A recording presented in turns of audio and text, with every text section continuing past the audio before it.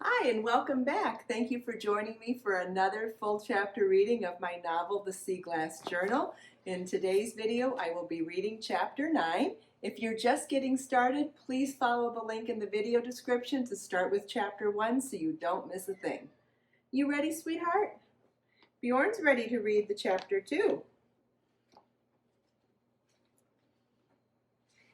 Chapter 9. I wandered the house slowly. The rooms were spare but not empty.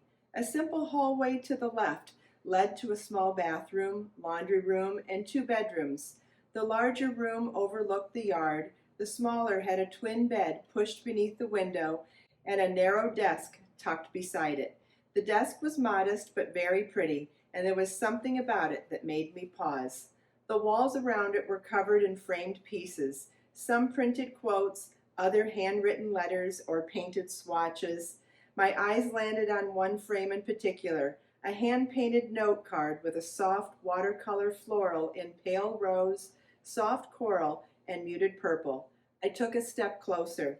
The artwork was familiar, the brushstrokes, the way the ink had bled slightly into the paper fibers, a loose floral design in sea glass hues. I'd painted that years ago. I eased the note card from the frame and turned it over. When I opened it, the sight of my own handwriting stopped me cold. The curl of the T in my name, the slight slant of the ink. I would know it anywhere. I opened the note card. Dear Sea Glass Soul, every kind word plants a seed, and your support helps something beautiful grow. Thank you. I'm so grateful to have you on this journey with me. XOXO, Tess. I touched the paper gently, heart pounding. How many times had that name appeared in my notifications over the years? A username I never connected to a real person, a kind commenter, a loyal buyer, a quiet, gentle presence. Evelyn. I pulled my phone out of my pocket and pressed record. Voice note 1. Sea Glass Soul, I said. It was her.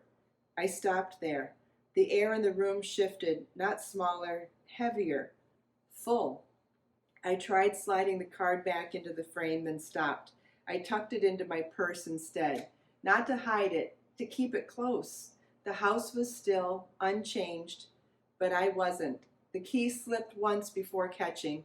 I steadied my hand and turned it. It felt heavier this time, not like a burden, like a responsibility. Bjorn was waiting for me when I returned, lounging on the windowsill like a sphinx. He turned his head slowly when I entered, blinking once before hopping down to greet me. Hey, sweet baby boy, I whispered, setting my bag down and kicking off my shoes. I pulled the note card from the inside pocket of my bag and held it out. Look what I found today. Bjorn sniffed it with cautious interest, then gently butted his head against my hand. I met a turtle today, I said, and I visited a house. He blinked again and curled beside me on the bed. I leaned back, absently petting him. My eyes burned with exhaustion, but my mind wouldn't stop.